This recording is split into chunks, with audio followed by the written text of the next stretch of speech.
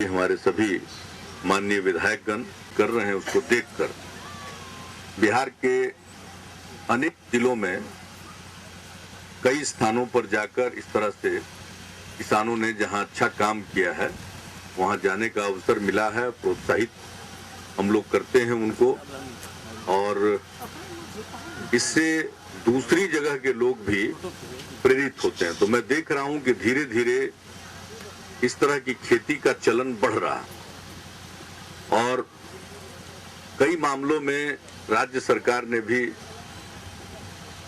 सहयोग देना प्रारंभ किया है।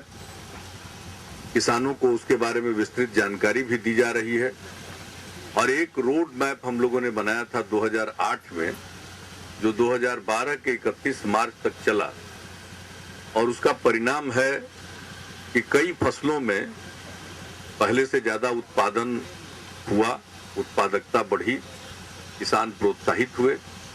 तो उसी से प्रभावित होकर हम लोगों ने ये सोचा कि पूरे बिहार में कृषि के सभी पहलुओं को समेटते हुए एक व्यापक कृषि का कार्यक्रम बनना चाहिए और उसी को हम लोगों ने रोड मैप कहा।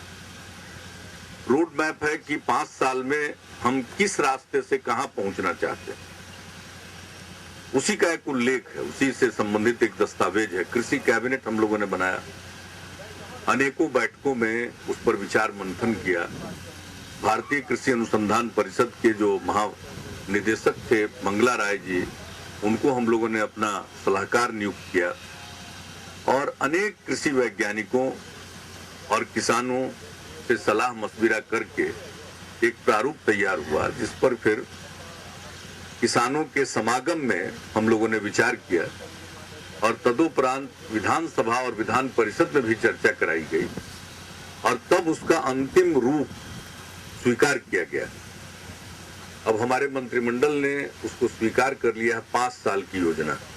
अब ये जितनी बात बोल रहे थे वो सब उसके अंतर्गत, चाहे वो सिंचाई का मसला हो या जमीन के उन्नयन का प्रश्न हो, बिजली का प्रश्न हो, हर चीज उसमें शामिल है। यातायात का हो, 250 की आबादी तक के गांव को पक्की सड़क से जोड़ना, हर प्रकार की खेती, चाहे वो फसल आप ले रहे हैं खाद्यान्न का, तिलहन का, दलहन का, औषधीय पौधे, औषधीय चीजों में आपकी दिलचस्पी है, सुगंधित पौधों की खेती आप कर रहे हैं, आप बागवानी में रुचि रखते हैं, हर क्षेत्र में मत्स्य पालन, दुग्ध पालन, हर चीज में ग्रहण करते हुए हम लोगों ने राज्य के लिए अपनी योजना बनाई है और सरकार की तरफ से उसमें लगभग 1,50,000 करोड़, 1.5 लाख करोड़ रुपया खर्च होगा 5 साल में। क्योंकि आप समझ सकते हैं कि उसी में सिंचाई भी, बिजली भी, जो किसानों के लिए अलग फीडर देना चाहते हैं हम लोग, 250 की आबादी तक को सड़क से जोड़ना चाहते हैं, सारे खर्च उसमें शामिल है। बीज के क्षेत्र में जो भी काम करना, अभी जितनी बात ये बोल रहे थे बर्मी के लिए, यानी हर वो चीज जिसके बारे में आप सोचिए उसका अंग है। तो मेरी कोशिश होती है कि कृषि से संबंधित कोई ना कोई काम वहां जरूर देखें, लोगों से मिले। प्रत्येक जिले में हम गए, विश्वास यात्रा में ही शुरू किया हमने। गया जिले के डोभी के पास में रामसेवक महतो जी ने जबरदस्त काम किया। इनके पास तो 25 एकड़ है, भिखारी जी के पास, उनके पास तो 6 एकड़ में उन्होंने काम किया और 6 लाख रुपए का मुनाफा ले रहे हैं। तो वहां से शुरू करके, और कौन सा इलाका है, गया जिले का इलाका है, पानी की कमी। तो इस तरह से अनेक जगहों पर अभी हमारे सामने खड़े हैं आपके औषधीय और सुगंधित पौधों के लिए सिवान में हम गए, देख करके आए। तो कई जगहों पर हम जाते हैं, आगे बढ़ाइए। और सबसे बड़ी बात है कि किसान एक दूसरे से सीखता है। अब यहाँ पर कोई काम हो रहा है तो इससे अगल बगल के लोग सीख सकते हैं। ये जो हम लोगों का किसान पाठशाला का जो विचार है, जो कार्यक्रम चला, उसके पीछे क्या धारणा, यदि किसान ही पाठशाला चलाएगा, वो अपनी खेती में जो कुछ भी करता है दूसरे लोग पूछते हैं। एक जगह हम गए, हम फिर नाम लेंगे रामसेवक जी का, उन्होंने कहा कि मेरा आधा से ज्यादा समय आजकल दूसरों को बताने में लगता है। हम उनके खेत पर गए तो इस तरह से समूचा पूरा का पूरा एक क्षेत्र उनके जिम्मे नहीं था, बीच बीच में दूसरे किसानों का था। तो वहां साफ दिखता था कि जो वो कर रहे हैं वो कैसा है और दूसरे लोग जो इन विधियों को नहीं अपना रहे हैं उनकी खेती कैसी है। तो इससे भी लोग सीखते थे। तो आप यहाँ पर कर रहे हैं, कोसी की त्रासदी 2008 की हुई और उससे जो भयंकर नुकसान हुआ, तो एक विपरीत परिस्थिति में भी हिम्मत नहीं हारे आप लोग और इसको चुनौती के रूप में स्वीकार किया। और हम हमेशा कहा करते हैं कि चुनौतियों को अवसर में बदलना इंसान की सिफत होनी चाहिए।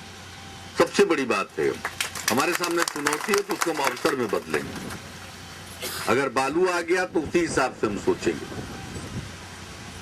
तो बहुत अच्छा लगा, इन्होंने अपना पहले का इनका बहुत ही जमा हुआ काम था, उसमें व्यवधान आया, लेकिन फिर भी काम को नए सिरे से जमाया है। तो इससे प्रेरणा मिलती है, हमको लगता है इससे बिहार भर के किसानों को प्रेरणा मिलेगी। और एक बात जो हमने कहा है कृषि रोड मैप में, उस पर भी जोर है कि हम जो ये सुगंधित या औषधीय पौधों की खेती करेंगे, तो दो चीज जिसका जिक्र आप सब लोगों ने किया कि मार्केट। अब यहाँ जो भी आप करते हैं तो उसको यूपी के साथ जोड़ना पड़ता है। तो हमने अपने अधिकारियों से कहा है कि यहाँ पर ही उसका बाजार का तंत्र विकसित करें ताकि विपणन हो जाए यहीं और किसानों को तरद्दुत नहीं उठाना पड़े।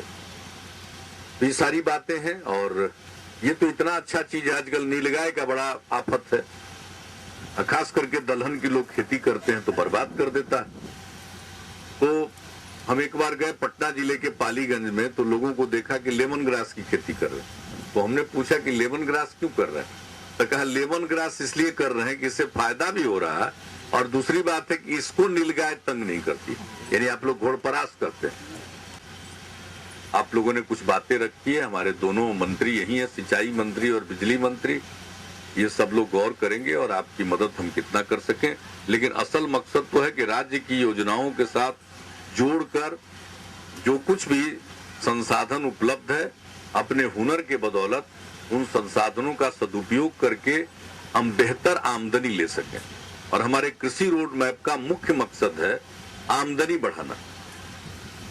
70% लोग निर्भर हैं खेती पर, कृषि कार्यों पर।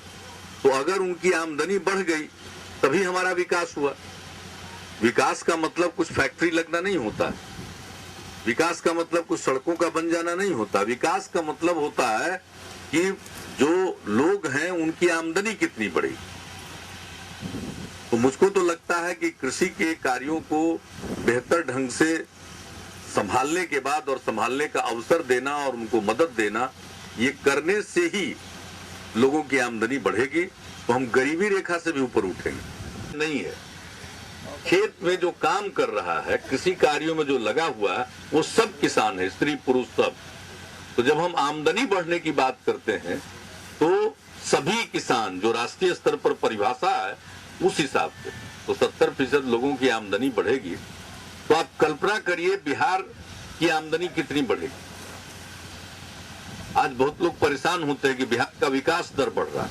ये जो विकास दर बढ़ रहा है, जो एक माहौल बना और उस माहौल में कई तरह के काम हो रहे हैं, उन गतिविधियों से जो पैसा बन रहा है उससे विकास दर बढ़ रहा है।